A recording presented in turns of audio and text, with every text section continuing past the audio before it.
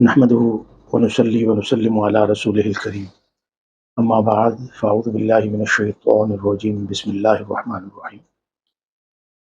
آپ حضرات جانتے ہیں کہ ہم سورہ البقرہ کی آیات کی ترکیب نحوی اور صرفی کر رہے ہیں، اور ہمارا مقصد قرآن مجید کے صحیح مفہوم کو سمجھنا اور اپنے اندر وہ استطاعت پیدا کرنا کہ جس سے ہم قرآن مجید کا ترجمہ کر سکیں، اس کے مفہوم کو سمجھ سکیں، یا کم از کم جو تراجم موجود ہیں ان سے ہم استفادہ کر سکیں۔ آج جو آیہ مبارکہ ہے اس کا نمبر ہے 105، 105۔ تو آئیے اس پہ نظر دوڑاتے ہیں۔ اعوذ باللہ من الشیطان الرجیم، بسم اللہ الرحمن الرحیم۔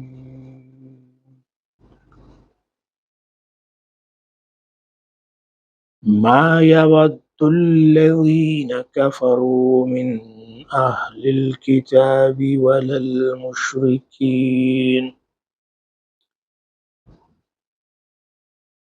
المشركين أن ينزل عليكم من خير من ربكم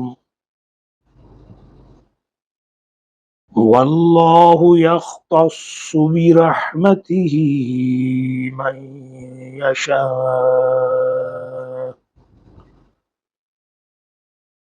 والله ذو الفضل العظيم۔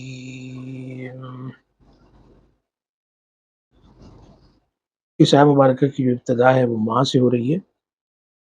ماں جو ہے اس کو ہم حرف نفی کہیں گے۔ یود، ود یود، فعل مضارع مرفوع بالضمہ الظاہرہ، الذین اسم موصول مبنی محلا مرفوع فاعل۔ یہ جو جملہ ہے یود اپنے فاعل اور فعل کے ساتھ، اس کو ہم جملہ استئنافیہ کہیں گے، ایک نیا جملہ ہے۔ کفر فعل ماض مبنی علی الضم، واو ضمیر متصل مبنی محلا مرفوع فاعل، الف الف الفارقہ۔ یہ جملہ فعلیہ ہے کفرو، تو اس کو ہم کہیں گے کہ یہ صلۃ الموصول ہے، لا محل لها من الاعراب۔ من حرف جر ہے کہ یہ من ہے تو حرف جر، لیکن من کی بہت ساری اقسام ہیں، ان میں سے ایک تبعیدیہ بھی ہے، تفسیریہ ہے، بیانیہ ہے۔ تو اس میں اختلاف ہے، کچھ نے کہا کہ یہ بیانیہ ہے اور کچھ نے کہا کہ یہ تبعیدیہ ہے۔ اگر اس کو تبعیدیہ مانیں گے تو اس کا مطلب یہ ہوگا کہ وہ لوگ جو اہل کتاب میں سے ہیں، یعنی کچھ لوگ ہیں جنہوں نے کفر کیا، تو وہ کچھ کے معنوں میں آئے گا، بعض کے معنوں میں آئے گا۔ اور اگر اس کو من بیانیہ کہیں گے تو اس کا مطلب یہ ہے کہ وہ لوگ جن کا تعلق اہل کتاب سے ہے انہوں نے کفر کیا۔ تو من حرف جر، اہل اس میں مجرور بالکسرہ ظاہرہ، لام کے نیچے زیر ہے اور یہ مضاف بھی ہے، اور الکتاب اس میں مجرور بالکسرہ ظاہرہ کیونکہ یہ مضاف الیہ ہے، مضاف الیہ ہونے کی وجہ سے یہ مجرور ہے۔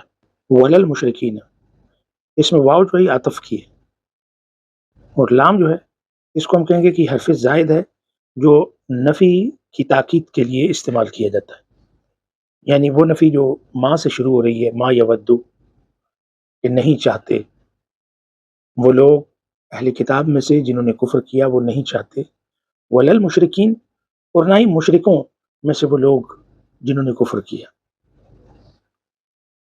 تو نہ ہی کے معنوں میں، یعنی اس کے اوپر نفی کی توقید کے لیے استعمال ہوتا ہے، اس لیے اس کو ہم حرف زائد کہتے ہیں۔ تو المشرکین یہ معطوف ہے کس پہ؟ اہل الکتاب پہ، تو اس وجہ سے یہ مجرور ہے، کیونکہ اہل الکتاب پہ کس کا اثر ہے؟ من کا، اہل مجرور ہے نا من کی وجہ سے، تو اسی من کا جو اثر ہے وہ مشرکین کے اوپر ہے، تو اس لیے یہ المشرکین مجرور بالیا ہے۔ بالیا اس لیے ہے کہ مشرک کی جمع مذکر سالم ہے، اور جمع مذکر سالم یہ نصب کی اور جر کی نشانی یا ہوتی ہے، تو یہاں پہ مجرور بالیا ہے۔ اس کے بعد ان، اس کو کہتے ہیں حرف مصدری و نصب، فعل مضارع پہ جب یہ داخل ہوتا ہے تو اس کو نصب دیتا ہے۔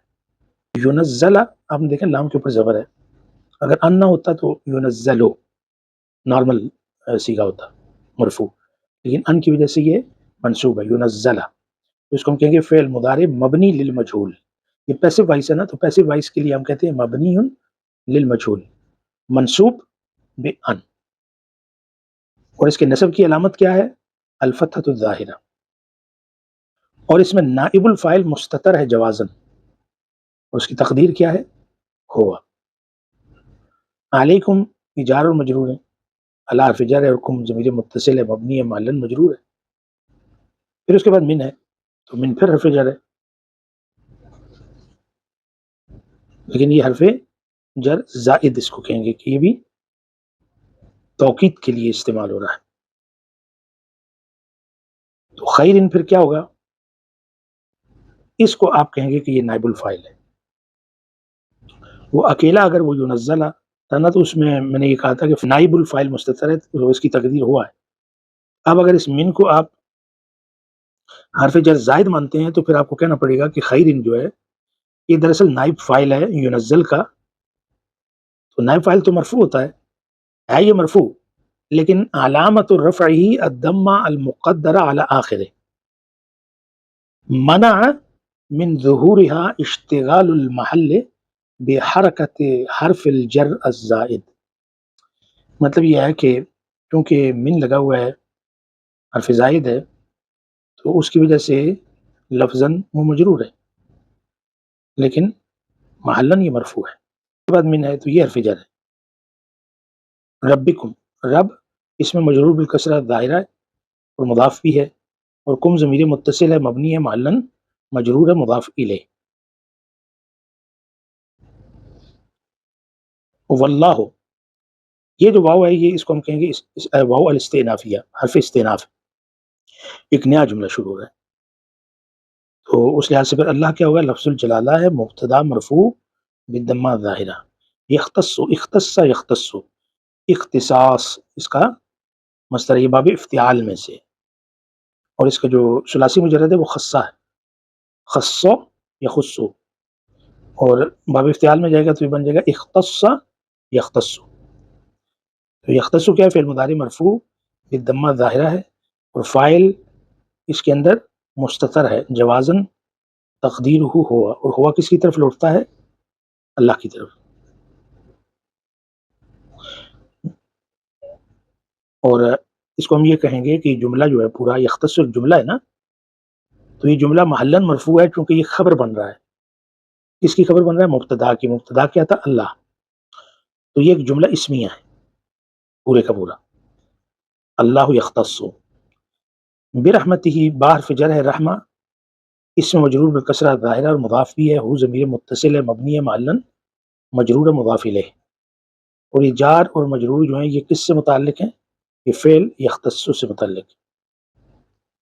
من یشاء، من اس میں موصول ہے مبنی ہے، اور محلن یہاں پہ کیا ہے؟ منصوب ہے، چونکہ یہ مفعول بہ ہے یختص کا، کہ اللہ مخصوص کر لیتا ہے اپنی رحمت کے لیے من یشاء، جس کو وہ چاہتا ہے، تو من کیا ہوا؟ اس میں موصول ہوا اور معلن منصوب ہوا چونکہ مفعول بہ ہے۔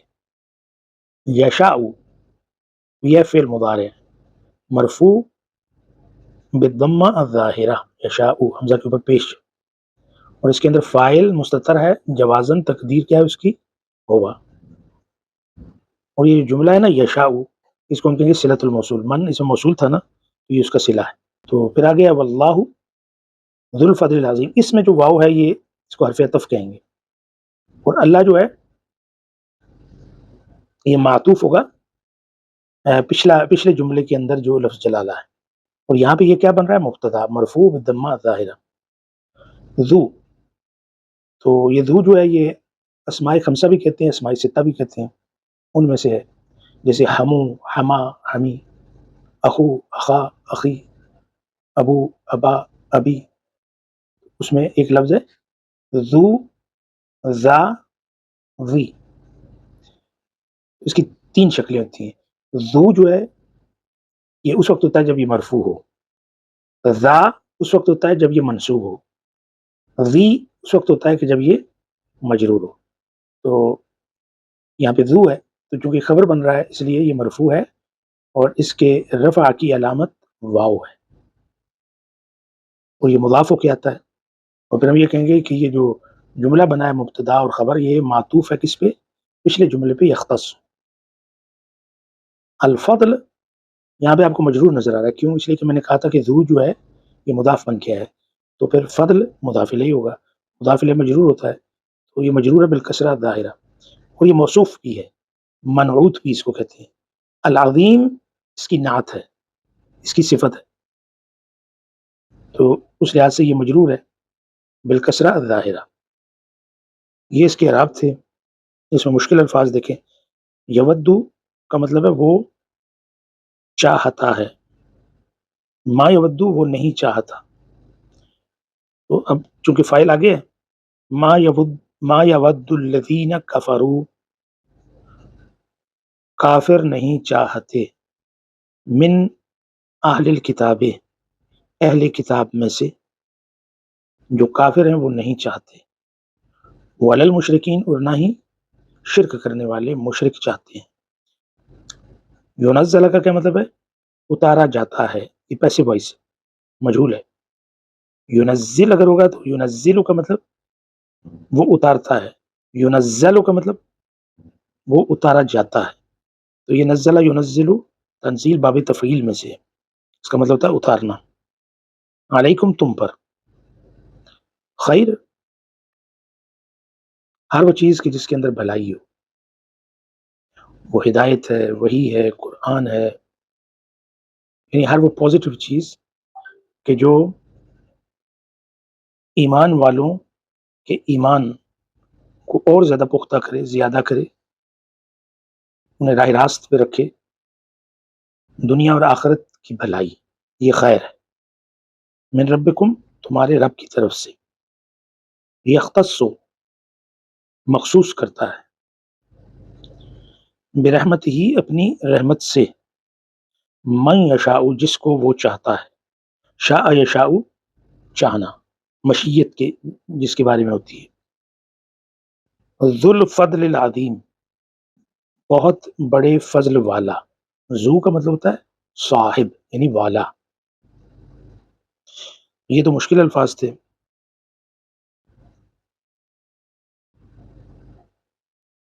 اب اس کا ترجمہ کیجیے۔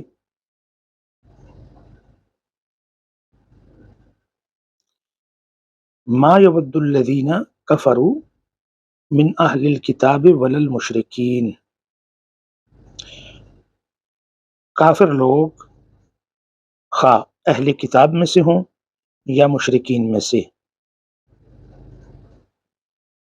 نہیں چاہتے، نہیں پسند کرتے، ما یودو نہیں پسند کرتے، ان ینزل علیکم من خیر من ربکم کہ تمہارے پروردگار کی طرف سے کوئی بھلائی تم پر نازل ہو، واللہ یختص برحمتہ من یشاء حالانکہ اللہ جس کو چاہتا ہے اپنی رحمت کے لیے مخصوص فرما لیتا ہے۔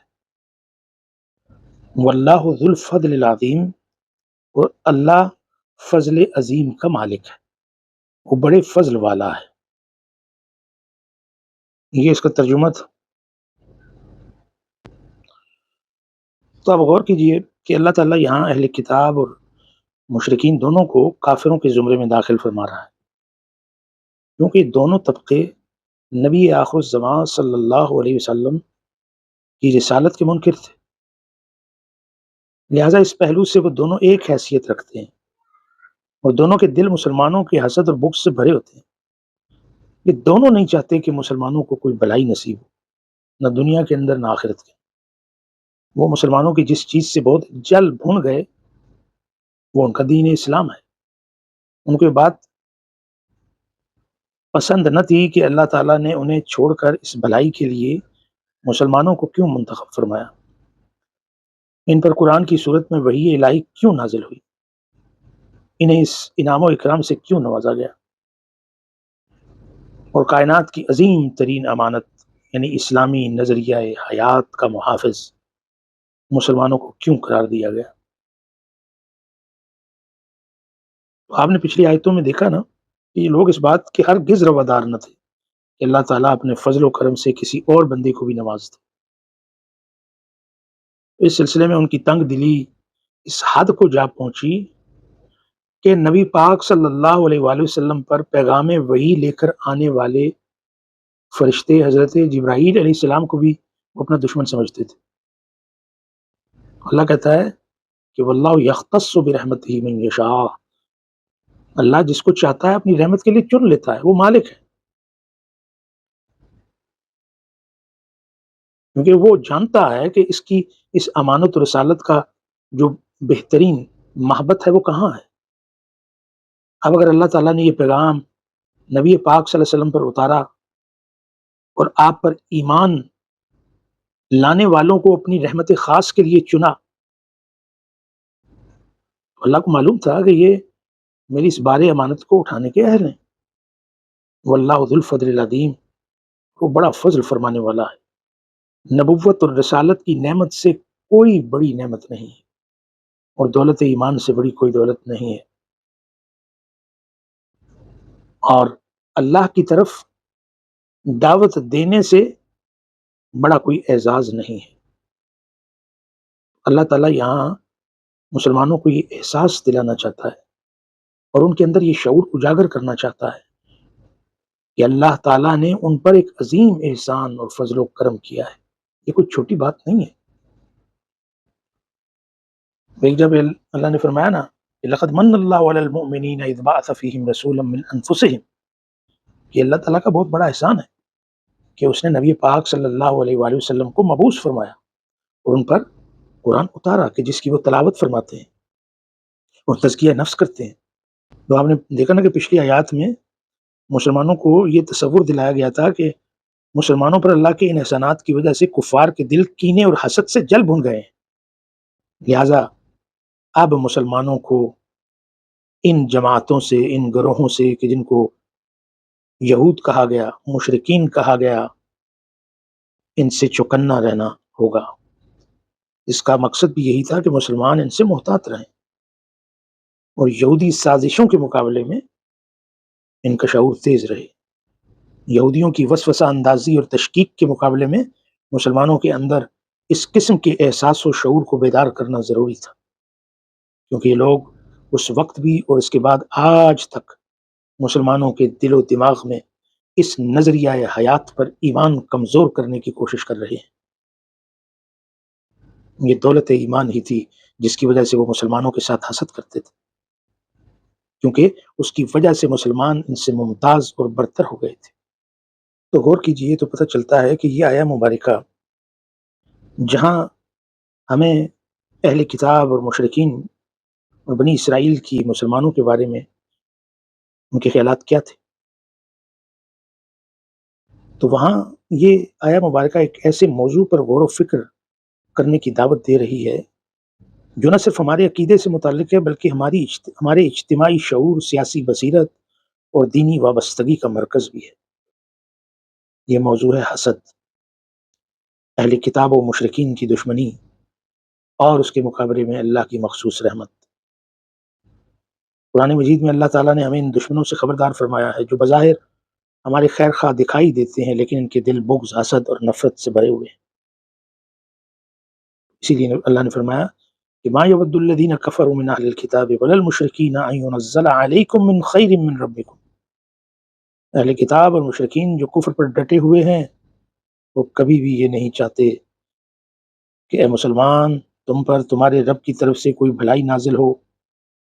غور کیجئے، یہاں ما یودو کے الفاظ استعمال کیے گئے، یہ محض ظاہری مخالفت نہیں بلکہ دل کی گہرائیوں میں چھپی ہوئی وہ نفرت ہے جو وہ مسلمانوں کے لیے رکھتے ہیں۔ ودا یودو محبت اور قلبی میلان کو کہتے ہیں، یعنی وہ تمہارے خیر خواہ بننے کا تصور بھی نہیں رکھتے، اس کا یہ مطلب بنتا ہے۔ تو یہاں ایک اہم نقطہ یہ بھی ہے کہ قرآن نے کہا من خیر من ربکم، یعنی وہ ہر اس چیز سے نفرت کرتے ہیں جو اللہ کی طرف سے خیر کے طور پر نازل ہو، جس میں قرآن، نبوت، ہدایت، دین، علم، قوت ایمانی، یہ سب کچھ شامل ہے۔ وہ نہیں چاہتے کہ اللہ کی کوئی رحمت مسلمان کو ملے۔ افسوسناک امر یہ ہے کہ آج بھی بہت سے مسلمان ان سے خیر کی توقع رکھتے ہیں، جن کے دل اسلام اور مسلمانوں سے خالی ہیں۔ ہمیں یاد رکھنا چاہیے کہ قرآن نے یہود و نصارہ اور مشرکین کی دشمنی کو ایک ہی صف میں رکھا ہے۔ یہ دشمنی ماں سیاسی نہیں، یہ اعتقادی دشمنی ہے، اور یہ دشمنی ازل سے ہے۔ اور پھر اللہ تعالیٰ نے اس آیت میں حسد کرنے والوں کی ذہنی کیفیت کو واضح کیا ہے۔ واللہ یختص برحمتہ من یشاء، اللہ جسے چاہے اپنی رحمت سے مخصوص کر دے۔ یہود کو اعتراض تھا نا کہ نبوت ان کے قبیلے کے بجائے عربوں میں کیوں نازل کی گئی، لیکن اللہ نے فرمایا یہ میری رحمت ہے، میری عطا ہے، میں جسے چاہوں دوں۔ اس مفہوم کو اللہ تعالیٰ نے سورہ الزخرف میں بھی بیان کیا ہے، جس میں فرمایا کہ کیا یہ اللہ کی رحمت کی تقسیم کرنے والے بن گئے؟ دنیاوی رزق ہم نے تقسیم کیا، دینی ہدایت اور نبوت بھی ہم ہی تقسیم کرتے ہیں۔ تو یاد رکھیں کہ کفار کی دشمنی کے دو طریقے ہوتے ہیں۔ نمبر ایک کھلی عداوت، جیسا کہ قریش مکہ نے رسول پاک صلی اللہ علیہ وسلم کے خلاف کی۔ نمبر دوسرا طریقہ چپکے سے سازش کرنا، مکر و فریب اور دجل کا استعمال کرنا۔ تو یہود تو اس چلاکی میں ماہر تھے، لیکن اللہ تعالیٰ نے اعلان کیا وہ نہ تو اپنی سازشوں میں کامیاب ہو سکتے ہیں، نہ اپنی دشمنی میں۔ رسول اللہ صلی اللہ علیہ وسلم کی ہجرت بھی اسی اعلان کی عملی تصویر تھی۔ قریش نے رات کے اندھیرے میں قتل کا منصوبہ بنایا، مگر نبی کریم صلی اللہ علیہ وآلہ وسلم مٹی ان کے سروں پر ڈال کر نکل گئے۔ اللہ نے بتا دیا تم میرے رسول کو اپنی فریب کاریوں سے کبھی بھی پکڑ نہیں سکتے۔ اللہ آخر میں فرماتا ہے واللہ ذو الفضل العظیم، فضل وہ ہوتا ہے جو ضرورت سے زیادہ ہو، اور اللہ کا فضل تو ایسا ہے جو اس کی ذات کی کسی ضرورت سے مشروط نہیں، کیونکہ وہ غنی ہے، بے نیاز ہے۔ جو کچھ تمہیں دنیا اور دین میں ملتا ہے وہ سب اللہ کے فضل کا حصہ ہے، نہ کہ تمہاری کوشش، حسب و نسب یا چالاکی کا نتیجہ۔ اگر آج ہمارے دل میں یہ احساس جاگ جائے کہ اللہ کی ہدایت، نبوت، قرآن، ایمان یہ سب فضل عظیم ہے اور یہ ہمارے دشمنوں کو ہرگز پسند نہیں، تو ہم کبھی ان سے روحانی، سیاسی یا فکری خیر کی توقع نہیں رکھیں گے۔ اور اگر ہم نے اللہ کی رحمت کو پا لیا تو سمجھ جائیں کہ ہم پر وہ نعمت نازل ہو چکی ہے جس کی تمنا کفار کو بے چین کر دیتی ہے۔ تو پھر ان آیات مبارکہ کی روشنی میں ہمیں اللہ سے یہی دعا مانگنی ہے کہ اللہ تعالیٰ آپ نے جو ہمیں قرآن کی شکل میں امانت سونپی ہے اس کو سمجھنے والا اور اس پہ عمل کرنے والا بنا، اور نبی پاک صلی اللہ علیہ وآلہ وسلم کی سنتوں پر عمل کرنے والا بنا۔ آج اتنا ہی کافی ہے، انشاءاللہ کل اگلی آیت مبارکہ کے ساتھ ہم حاضر ہوں۔